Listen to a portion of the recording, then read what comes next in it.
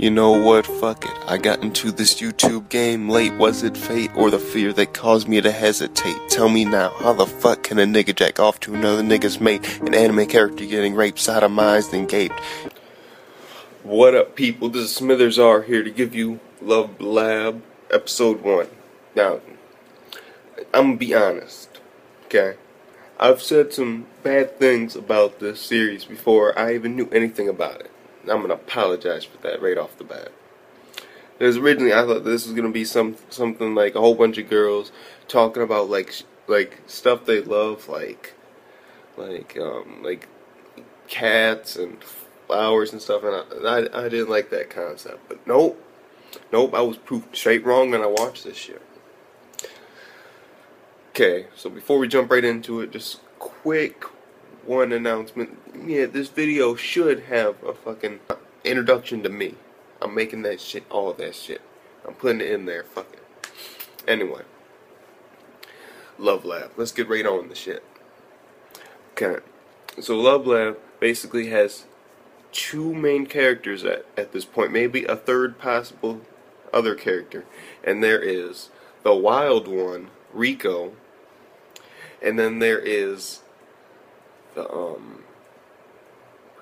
I can't remember her nickname, but then there's Maki, and she's like she's like the most popular girl in school that every girl wants to be. We've all seen animes with that type of girl. Now then, the thing though that's different is that she is a closet I want to fall in love girl, and I like that. In the beginning of this stuff, at first I was like, oh shit, niggas got cockblocked. Okay, because I'm gonna get. Okay, first we started off with these two girls walking, and I thought at first maybe these girls were the main characters, but nope, it was the wild one. And basically, these two guys were scheming. Basically, one of them would kick a soccer ball, and the other one would save the girls. And so this nigga kicked that shit hard as hell, and this nigga was like, "You fucking idiot! Why'd you kick it so hard?" And so he's rushing over there, and all of a sudden, in comes a wild one, Rico, and she just kicks that shit away. And then she's just fucking playing with that ball, kicking it off her knee. And then she just kicks it at that nigga, and that nigga hits the ground. And at first I was like, "Oh shit, she cockblocked some niggas," but shit happens. And I got over it real quick. I was like, that's a pretty bad way to approach girls. If you're gonna actually, like, literally, like, plan out some shit like that, no, that's bad. You don't want to start it off if you're gonna approach a girl with bad intentions or a bad start. You don't want lies to be there. You just want it to be honest. And that being said, and then basically she's walking up to school, and it's an all-girls school. You know how I feel about all-girls schools. But I digress. Anyway, and so it's an all-girls school. She's walking up, and then in the corner, like she looks up, and right in the window she sees Maki, and she's like the talented girl at the school. Everything she does is apparently talented, and she's on the student council. She's student council president. We later find out she's the only member there. I'll get into that at a later point. And basically, they like lock eyes, and then they immediately look away. And so I'm like, what? And then at some points, it got suspect, but not in a bad suspect way. Like I was thinking that one of these girls might be a lesbian. I thought that this was gonna take off and go into lesbian things. I honestly wouldn't have a problem if it did that, but I don't see it now. Because when they first meet, basically a teacher asks Rico to take some papers to the student council room to Maki, and so she does it. She doesn't like it, but she's doing it. Anyway, she opens up the door, and there is Maki, and she is making out with a love doll, or like a love pillow. Yeah, they call it a love pillow. A pillow that has like a whole body, like a body pillow, yeah, they call it full-size body pillow. She was making out with one of those, and it had like some drawing on it of like a guy, and she was kissing the shit out of it, and then basically it just cut away from that, and then she's putting it back, and then you can see like drool on the nigga's on the lips, like literally on the drawn lips. And Maki's like, oh, you were just imagining things.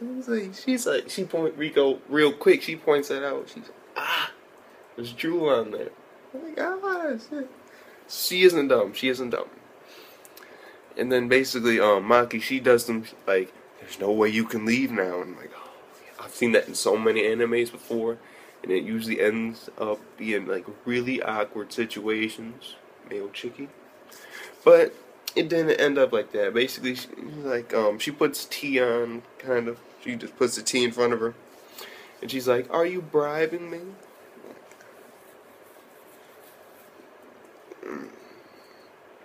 And basically, stuff just spirals out of control after that moment. Because these girls are now somewhat connected in a weird way. And basically, Rico tells Maki that she isn't going to tell anybody.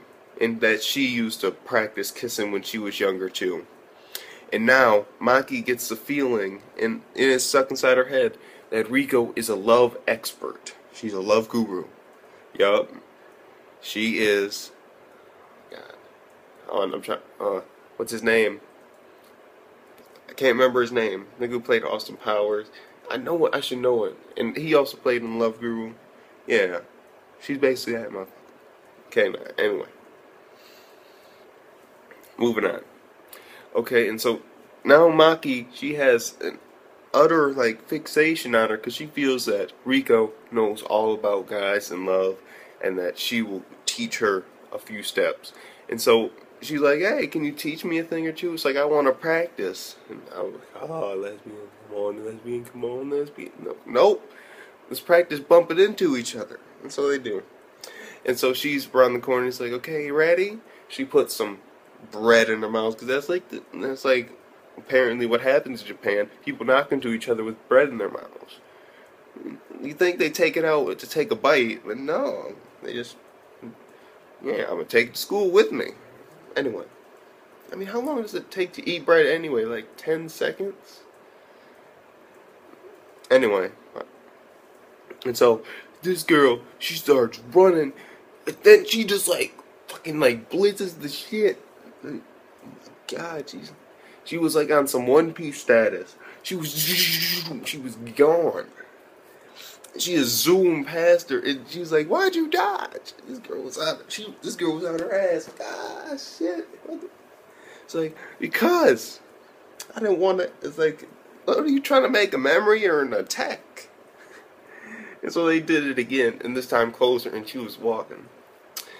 And Rico like bumped into her, and all of a sudden, Maki, oh my God, she just slapped the shit out of her. Like literally, she was like, dude, just spin all 360s back slap. Like, oh shit, her pimp hand is strong. Maki got that strong pimp hand. Oh my God. And then basically from there, their relationship envelops. Next day, Rico was happy. She made it through another day of school, and one of her friends, can't remember her name, she just rushes up there and she's like, Rico, you gotta see this. So they take her to the board, and on the board it basically says Rico is a new member of the student council. And she goes immediately over there to talk to Maki. And Maki, of course, she's like, well, I need somebody to teach me about love. You don't have to do any of the work. Don't worry about the work. And oh my God. And then she starts describing like other people who were in the student council, and she showed the previous president. And Maki was she was like basically like doing all the work, and she just kept on like, the student council president would try and talk, and she would be like, and then the teacher says, oh, don't worry, I did already. It's like, no, so the student council president was like, if you just want this job, then fucking take it. Like, yeah. It was good. It was a good moment. And then after that, something pretty good. Oh yeah, then she was talking about the treasurer. And the treasurer, she was like counting the money. You know, so she was like saying like, Nintendo GS, new baseball bat. Fucking like, or I'll put it in like a new terms to you. Picture me counting some money. I actually could pull out some money, but nah. Anyway, picture me counting some money. Nintendo DS, PlayStation 4. Ooh, stripper money. Fuck, I know. You get the picture. And she basically said, I kicked her out and banned her because she creeped me out. What do you mean she creeped you out? She was stealing. That's what she was doing. She was stealing. Anyway. And then after that, they try hand holding. Hand holding, funny shit. Oh my god. Because they're like, you know how hands are like this. What she did was, oh my god.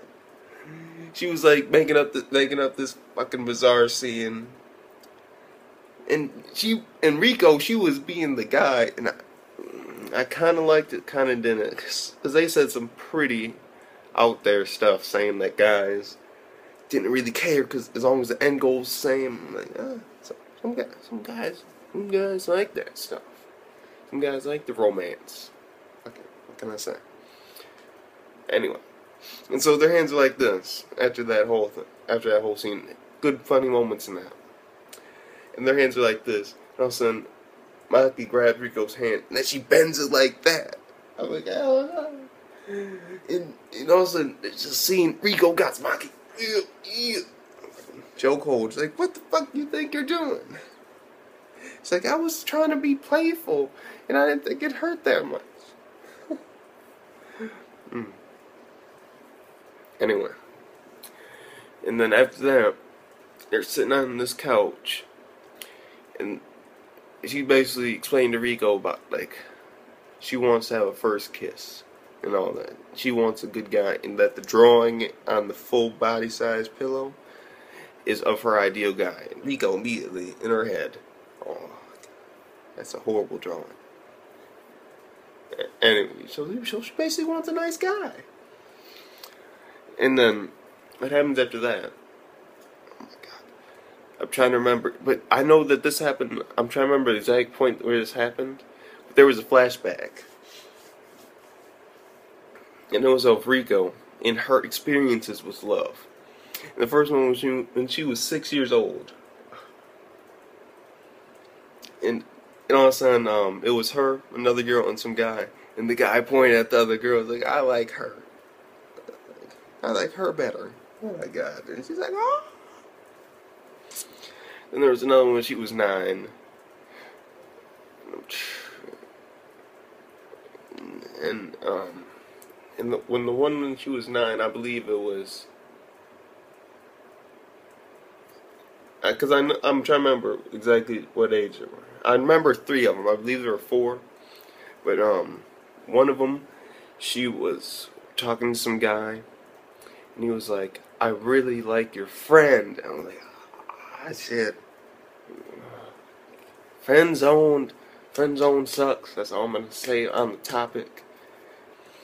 And then, after that, she's like with a group of guys.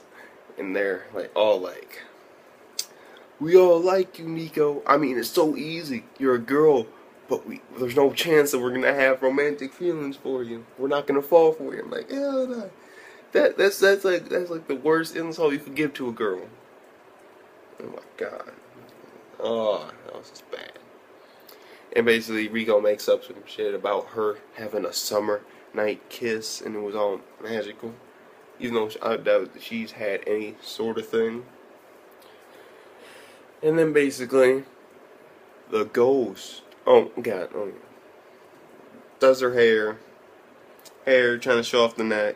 Apparently, guys love the neck. I never knew that. Anyway, and then she's sprinting around trying to show off her neck. Apparently, it's like, yeah, now you can see all of it. Spins, of course, too fast, and then she hits the ground, dizzy. I feel sick. And then in comes the mysterious, who I didn't mention before, the secretary. And she's like a shy first year. And she's basically like, I'm sorry, and she runs out. And then basically it's Nico telling Maki to get a hold of herself because she was like out of there. She was trying to get away from reality because she was dizzy as shit. So that's basically my review. I'm gonna give this a 7 because it was good with okay moments. Am I gonna review this some more? Maybe a full series overview because I'm kind of intrigued by it now. Because I mean, Love Lab always kind of intrigued me, but every time I thought of it, I always thought it was gonna be like bullshitty. But this isn't really bullshitty. I mean, I kind of like it. I can see something like this actually happening. Like we all know, we all got those fucking friends that think that they know everything about love or some shit like that. And we all have those people that'll be talking like they know everything about love and they'll try and give you advice even though they never had none of this shit. Yeah. So I'm gonna give this a 7. It was good with okay moments. That's been Smithers R giving you his fucking review of Love Lab episode 1. Good with okay moments. Peace. Damn, I don't